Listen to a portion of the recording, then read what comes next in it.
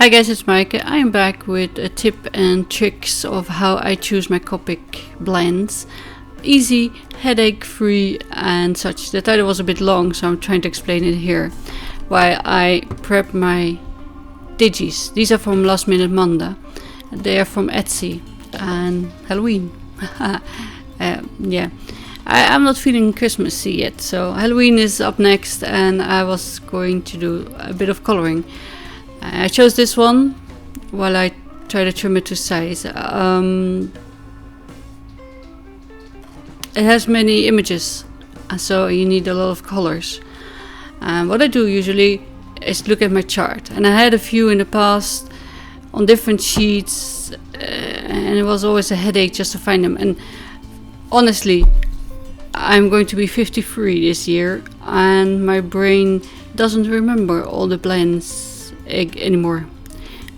So I think I was, when I was a teenager, like 14, 15, I would remember a song or a poem just by reading it once, and I would know it, you know. And now I just like, oh my god, what did I eat for breakfast? Yeah, that kind of aging is real. But that's why I like my swatches.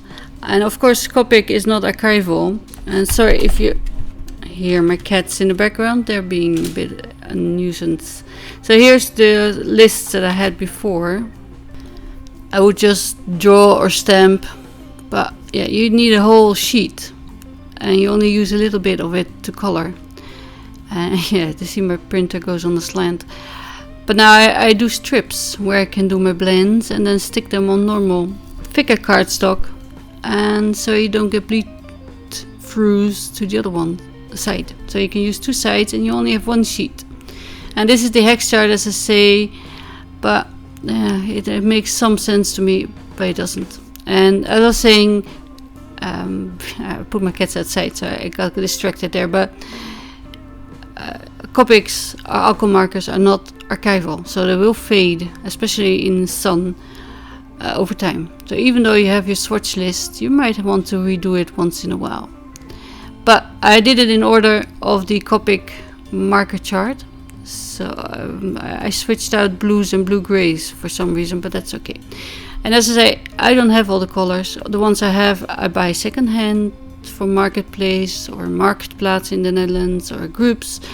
I buy one or two when I need to fill up an order, or when I think I need a bit more blues or blue-greens, and I buy a few more, depending on my budget or the money I have left. So I did buy them all myself, and my own money is well, quite the investment. Especially Copics are expensive, and I have a lot of chows in all the colors that are available because they're more affordable. But that's why I want to use them. And if you only use the same three, why did you buy 300 of them? You know, I don't have 300, but you know what I mean. And my chart has a few in every color family. The blue, violets, light and green, the violets, light and green, orange, light and green, something in between, reds, more orangey reds or more pinkish reds, or the true reds. And it's hard to remember if you go by cap or by cap number. That doesn't always work. And so I like to look at my chart. I want to use that. Pick them from my I have a Spectrum Noir marker storage ones. I might take a picture and insert it on the end, and then I just color. And what I do usually, if this, I use 3, sometimes 2 if they're really small areas. But I do light, then the darkest, and then the middle one, and then the light one again to blend it. And sometimes I do need to use my plastic sheet or Copic, not Copic, but my color palette. You know, you do the blending tip to tip if you prefer, but I use a baggy, plastic baggy, or acrylic block usually.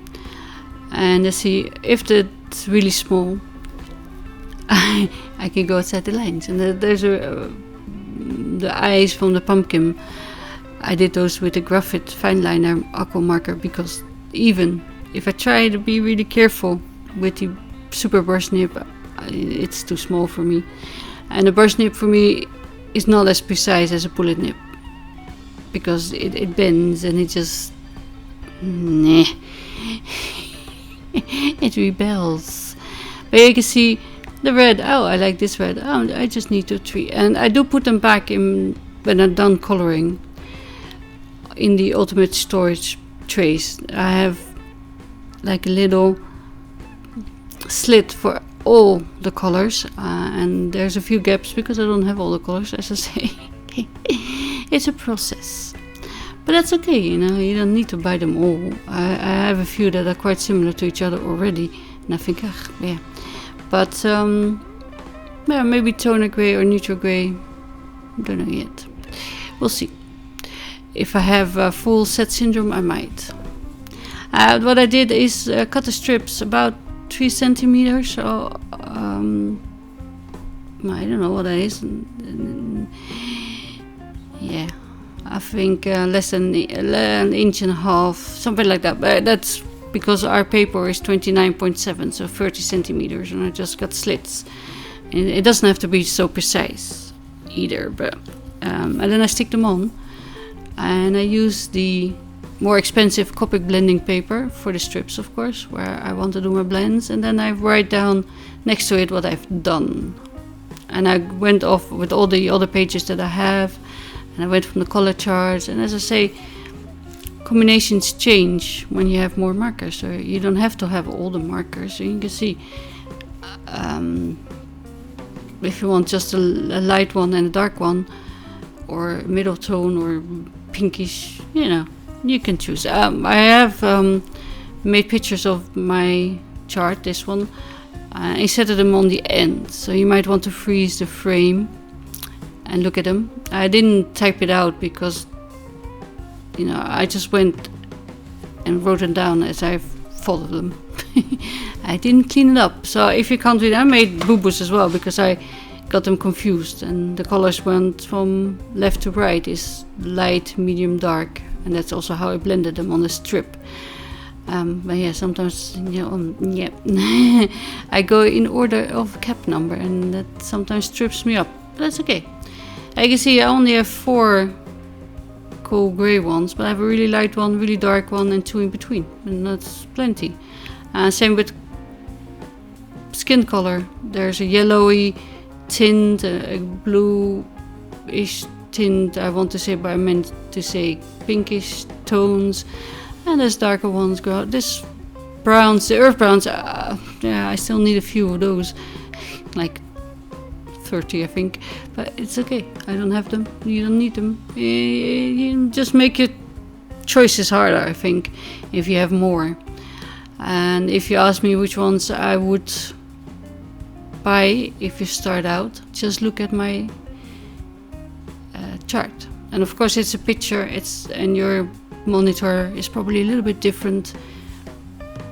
See what you have, and if you like those combinations I made. And I use it usually to make my life easier and take away the headache. I don't have the bandwidth in my brain to remember all the combinations I ever made, because I'm sure these are not all of them. The ones that work best. And of course tri-blend markers from Spectrum Noir, they work great because they have them in one marker, light, medium, dark, and that takes away the guessing as well. Although sometimes I need to use the palette blending technique from those as well. But I only have 12 of those, the first series, and there's other ones now that are I don't know, the shades, and the darker and the lighter, brighter. I don't know, I don't have them. But if you want to make your life even easier, those are really great. But there's only a little bit of alcohol in there. Refilling, I have not tried that, but I heard it's a pain. So, of course you can refill normal Spectrum Noir markers, Copic markers. Graphene markers that I have with the fine liner also have refills. I think that's the ones I have. So I'll leave you to coloring, and I'll link down to the blog post. So if you want to download the pictures, that is fine. If you can read my handwriting, good luck if not. But I can read it sometimes, and you can just see which ones you have. As I say, you don't need all the colors, because 358, almost 360 markers is quite a lot of them, but that's why they have the biggest range, and the blends look better because you can just match your markers to them. But I do fine with my Spectrum Noirs as well, and also with my graphics. And within the graphics, there's usually only 2 blends. Just, it's not the brand, it's your ability to combine the colors. And of course, if you have more choices, the stress gets bigger, but also the possibility of making a more seamless blend. But that's why palette or tip-to-tip techniques are really good to master as well. So I'm going to leave you now with it, because I've talked for 10 minutes, and I hope you take away useful information from this. And what I can say is just make a swatch list, make your life easier, put the markers away when you're done with the color, and don't swamp up your desk. As clean as you go. I do that with cooking as well, because my kitchen is really tiny. But when you have like 60 markers on your desk, putting them away at the end of your coloring session is more of a headache, in my opinion, than just putting them away. You need it again, you pull it out again. It's no biggie. But that's my work ethic, I guess. So I hope it helps. Thank you for watching. I'll see you again soon. Bye.